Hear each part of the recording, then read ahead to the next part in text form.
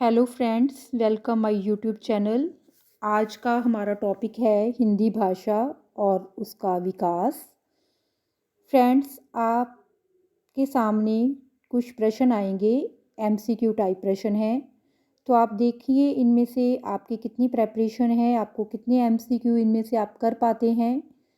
ठीक है, ये 22 प्रश्न है। एक कॉपी और पेंसिल प्लीज़ लेकर बैठिए और प्लीज़ प्लीज़ मुझे कमेंट करके ज़रूर बताना कि आपको इनमें से कितने क्वेश्चन आते थे।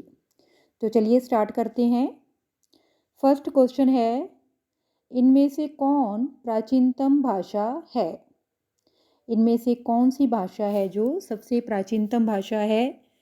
तो फर्स्ट है संस्कृत, सेकंड प्राकृत, वैदिक संस्कृत, अपभ्रंश। तो इसका सही उत्तर है ऑप्शन सी, वैदिक संस्कृत। सेकंड प्रश्न पे आ जाइए। सेकंड का क्या है?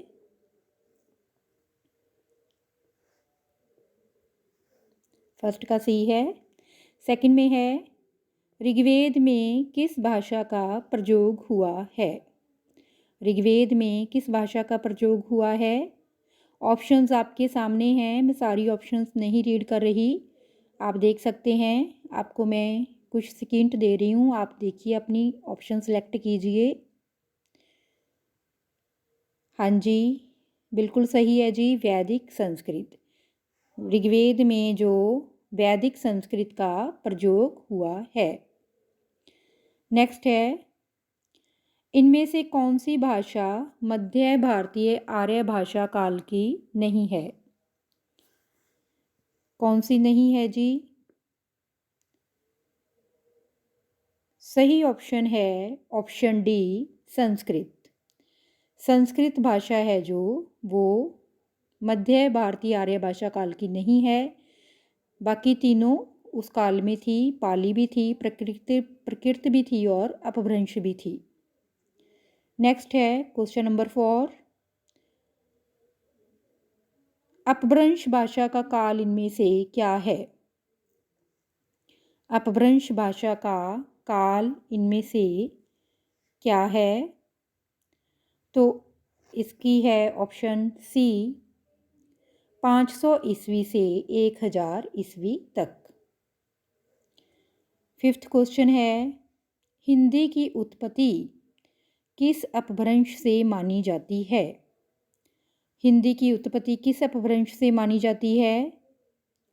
शौर सैनी, बी, बहुत इंपॉर्टेंट प्रश्न है ये, शौर सैनी।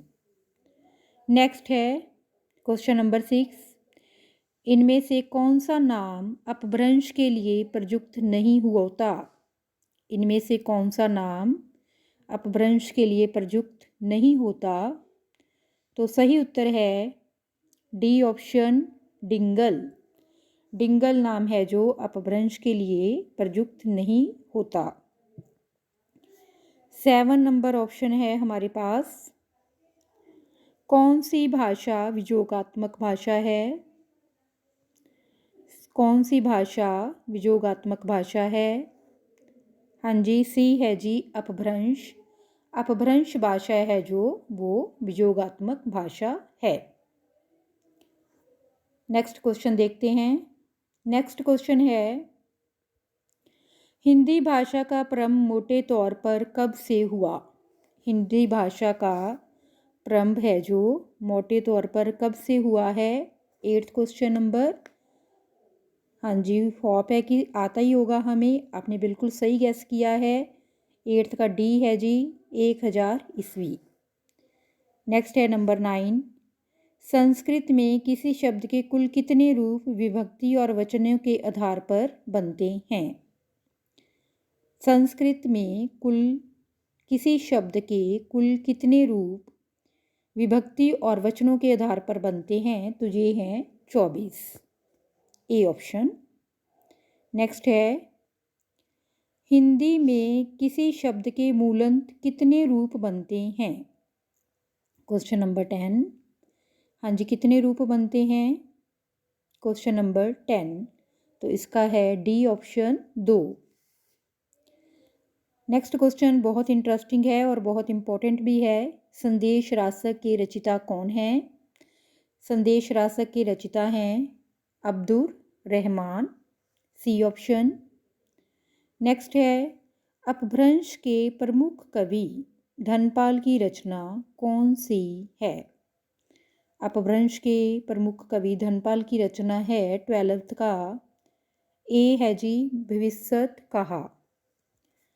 13 क्वेश्चन नंबर है हिंदी का प्रथम कवि राहुल संकृत्यायन किसे मानते हैं? सभी ने अलग अलग माने हैं। अगर आपने ये टॉपिक पढ़ा हुआ है, बहुत इम्पोर्टेंट है। तो राहुल संकृत्यायन ने सरहप्पा को माना है। नेक्स्ट है शब्द अनुशासन नामक प्राचीन व्याकरण के रचिता कौन है? शब्द अनुशासन है जो 14 नंबर क्वेश्चन। शब्द अनुशासन नामक प्राचीनतम व्याकरण के रचिता हैं जो वो हेमचंद्र हैं। Option number B is the correct answer. Next देखते हैं क्वेश्चन नंबर 15। क्वेश्चन 15 में क्या है? पाहुड़ दोहा। पाहुड़ दोहा किसकी कृति है? पाहुड़ दोहा राम सिंह की कृति है। Option C. पाहुड़ दोहा किसकी कृति है? पाहुड़ दोहा राम सिंह की कृति है। नेक्स्ट है इनमें से किस कवि की गणना 84 सिद्धों में है? तो किस कवि की है? वो है कवि सरहप्पा, डी। 17th इनमें से सिद्ध नहीं है।